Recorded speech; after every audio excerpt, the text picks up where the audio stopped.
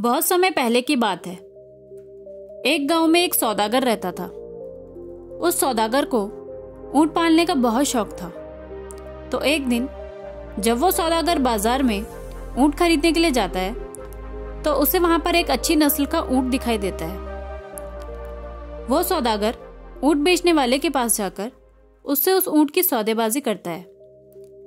सौदागर और ऊंट बेचने वाले के बीच काफी लंबी सौदेबाजी के बाद वो सौदागर उस ऊंट को खरीद लेता है और अपने घर चला जाता है। घर पहुंचने के बाद सौदागर ने अपने नौकर से ऊंट को बांधने और खाना डालने के लिए कहा।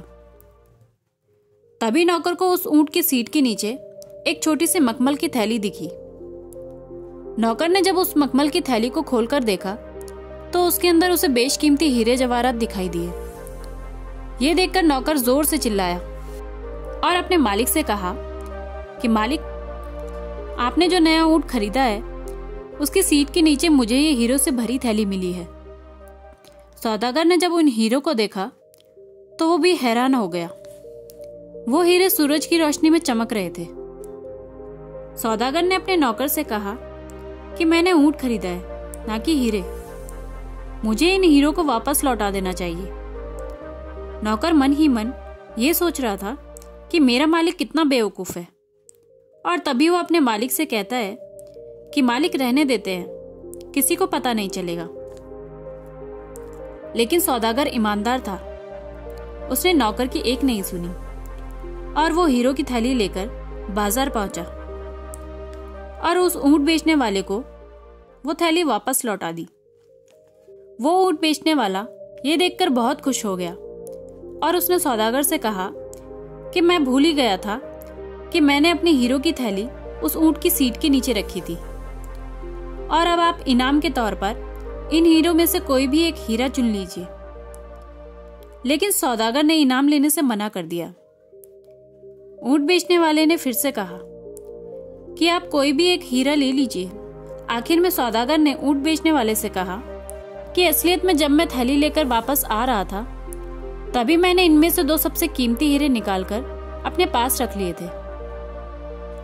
ये सुनने के बाद वो ऊंट बेचने वाला भड़क गया और अपने हीरे गिनने के लिए उसने थैली को वहीं खाली कर दिया।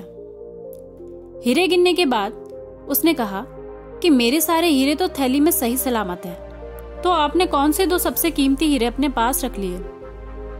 सौदागर ने कहा कि उन दो हीरो के नाम हैं मेरी ईमानदारी और मेरी खुददारी।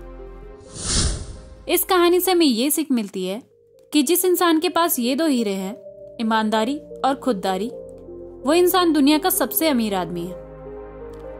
बहुत से ऐसे लोग होते हैं पैसे देखकर जिनकी ईमानदारी और नीयत डगमगा जाती है और वो चंद पैसों के लिए अपनी ईमानदारी को बेच देते हैं। और वो कहते हैं ना कि ईमानदारी पावर की तरह होती है जिसे कुछ ही लोग हैंडल कर सकते हैं। कहानी अगर पसंद आए तो मेरे चैनल को लाइक, शेयर, सब्सक्राइब करना ना भूलें। मिलते हैं एक और ऐसी ही नई दिलचस्प कहानी के साथ। तब तक के लिए सोचिए, समझिए और जिंदगी में आगे बढ़िए।